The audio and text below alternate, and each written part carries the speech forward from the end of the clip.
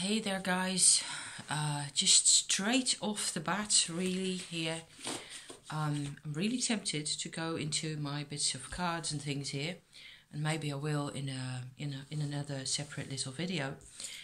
But basically, what I want to try and do here is to communicate a bit of completion work that I'm in the middle of, so to speak. Because that's really important to me. The completion process.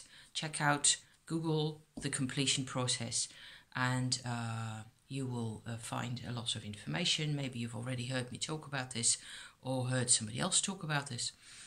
I'm struck at how this works really for myself, and that's what I want to document and talk about, because talking is easy.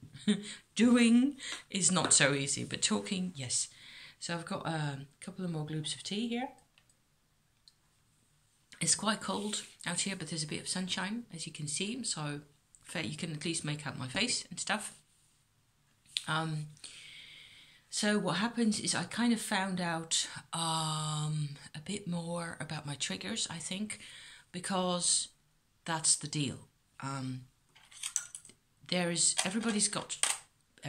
Maybe not everybody, I don't know, but there's lots of people who have triggers. I'm messing around with my pencils here because, nervy still. Trying not to sit in the middle of the sun because then, it goes like that. So,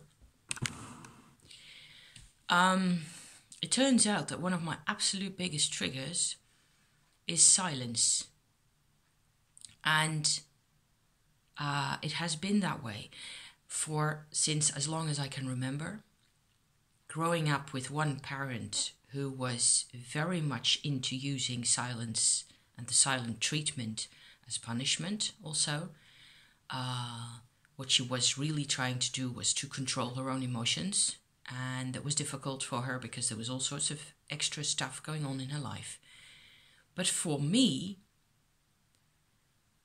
not being able to contact somebody on the phone, even for 5 or 10 minutes, is just pain.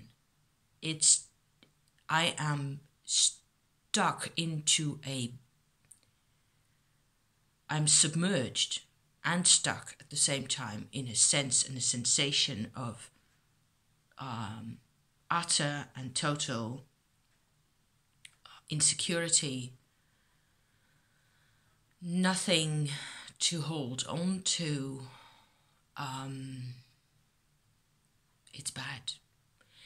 And now, because I've worked with the Tektite for over a week, I'm not wearing it now. It's by my bed still, and I've worn it for one day after all these, extensive sessions. And at the moment, I do not feel like I need it anymore, which is cool, right? And that's basically what I'm probably also going to title this little video. I'm trying to make it, a bit short here. Short and quick and to the point. Is that there used to be this massive layer of fear over the top of the sense of isolation. So that's really what I'm going to come on and tell you about here, is that triggers can be layered. So what happens is that we tend to bounce off the outer layer of the trigger. It's like one of those, I'm suddenly reminded of these beautiful sweets they make in France, where they make chestnuts out of chocolate and marzipan and all that good stuff. Or even in Austria, they make those Mozart balls, they're like that. Also, that's a lot of layers going in. Like that, except less palatable.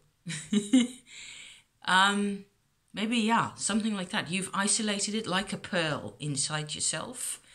Layers and layers of stuff and reactions over the outside. So it turns out that now that I have actually had several opportunities, not the Tektite being just one of them really, and a good one, a really good one, a really effective one, to deal with fear, it's like the fear is kind of almost completely gone. I do not feel afraid anymore, which is weird and special in a way. So yay me, because it used to be like I completely froze up and kind of crystallized into this terrified creature, you know, whom you couldn't talk to me when I was in that state. And